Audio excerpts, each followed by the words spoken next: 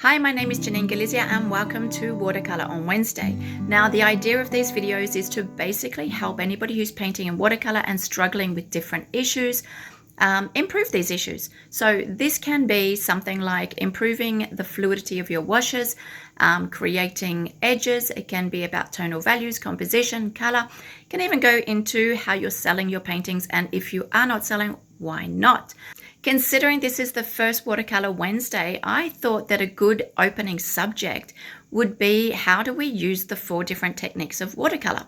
Now, the 4 different techniques of watercolor are basically techniques that I wouldn't say that you need every single technique in a painting, but gee, they're useful.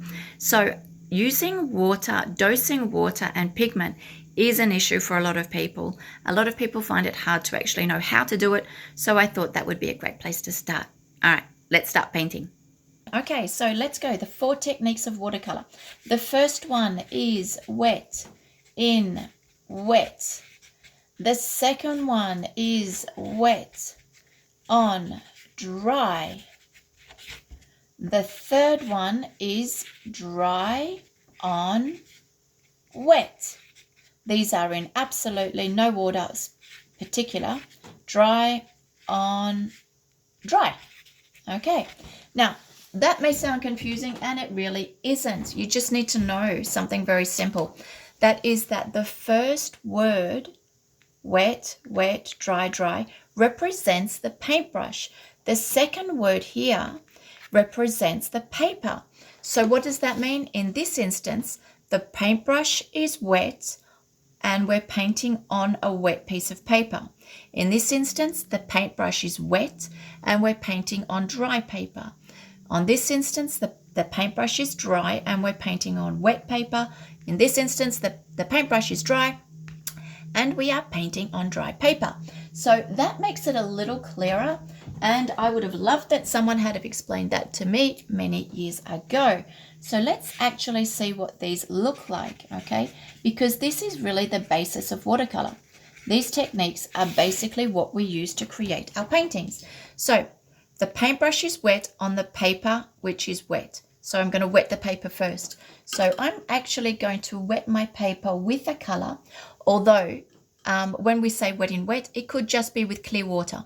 But so that you can best see where my paper is wet, I'm actually going to use a color just so that you know exactly where my paper is wet. I'm going to pick up a different color so you can see the second paper that I'm applying to the paper.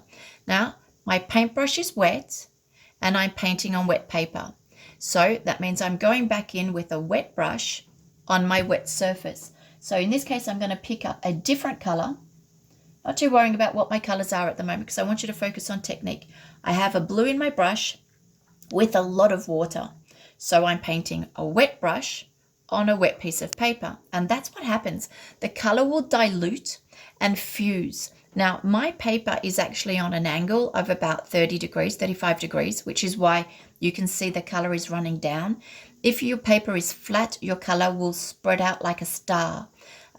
This is why you're seeing this drop collecting down the bottom.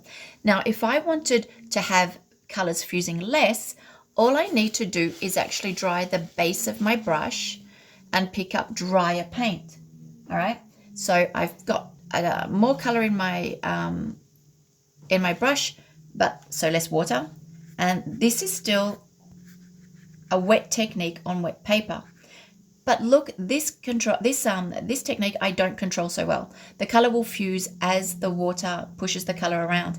But because I have less water in my brush, I can basically make shapes.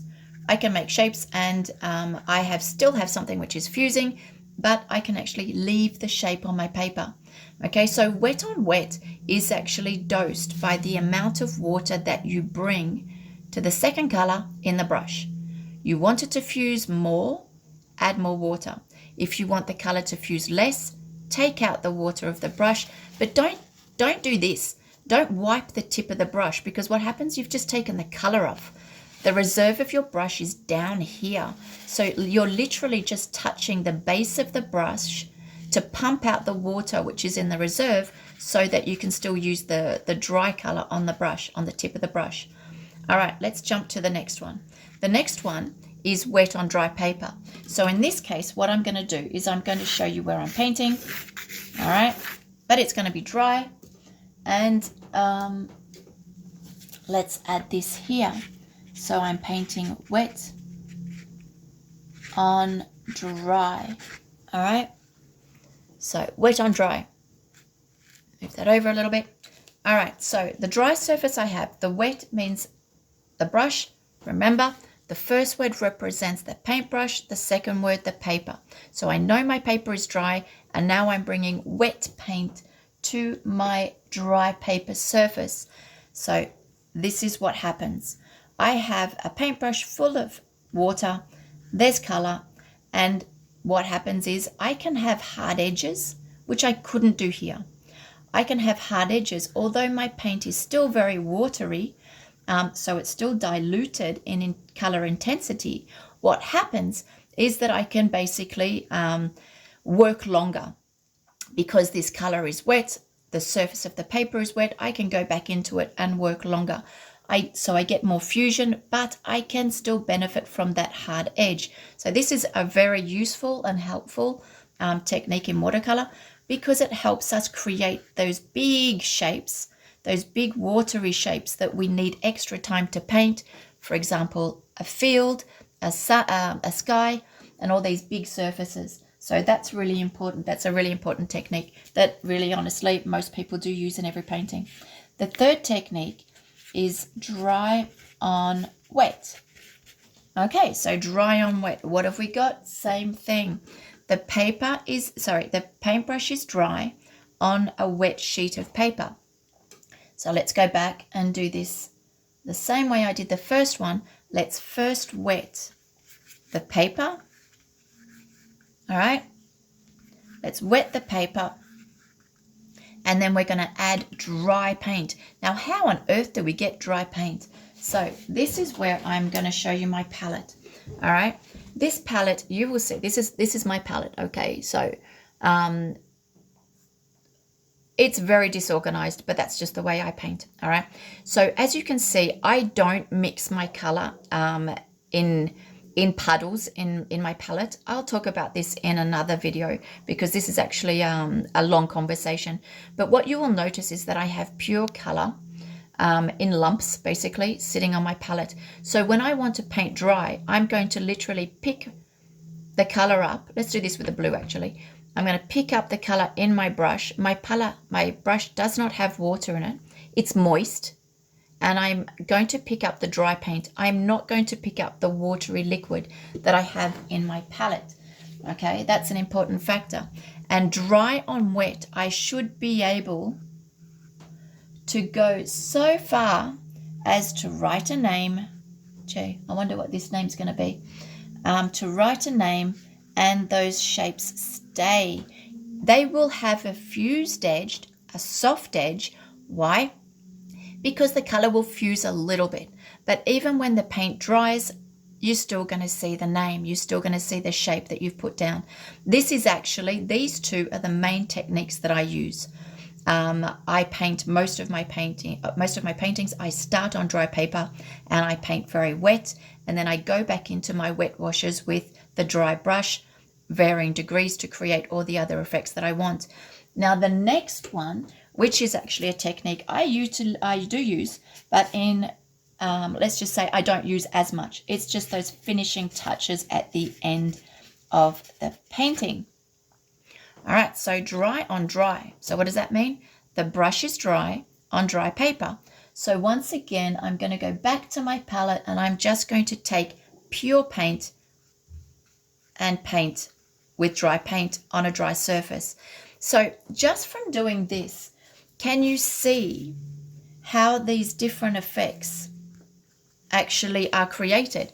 We've got wet on wet, which is what you want to use when you want big surfaces, which fuse, which basically create those beautiful graded washes. And really big surfaces need that sort of technique. Wet on dry is the technique that I use the most, but you need to be a little bit faster.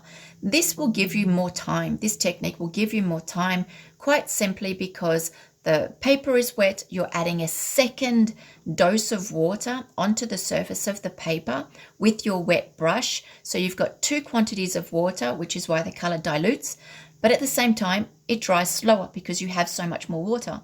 This one will dry faster because you only have one dose of water, and the color will dilute less and it will dry faster. So, you know, sometimes there's an advantage for one, sometimes one may be more appropriate. Both are very good for big spaces where you want to be able to work different shapes, incorporate this bigger wash into, I'd say, a bigger space on the sheet. Now this one, dry on wet and dry on dry. Where you're starting to get down to the smaller shapes in your paintings, the intermediate shapes and the smaller shapes.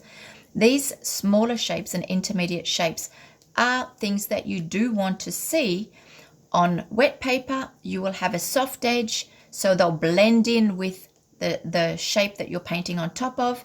When you're painting dry on dry, then you basically just have dry brush stroke on dry paper, like the paint stays on top of the surface. It doesn't incorporate, but you can see them more. They're more nervous and they're great to finish a painting. So there you go. This is the 4 techniques of watercolor. So if you do have a question, throw it in the comments and let's look at it next Wednesday. For those of you that want to go a little bit further and deeper with your watercolors, join me on Mondays. I run Monday lives. They're really good. They're very in-depth, extremely knowledgeable. Progress is amazing. You can either join us on Monday, get a free critique of the painting that you paint along with us. But if you can't join Monday, then just inscribe and you'll get the replay. And the replay you keep for life. So I look forward to seeing you on Monday or next Wednesday, and happy painting.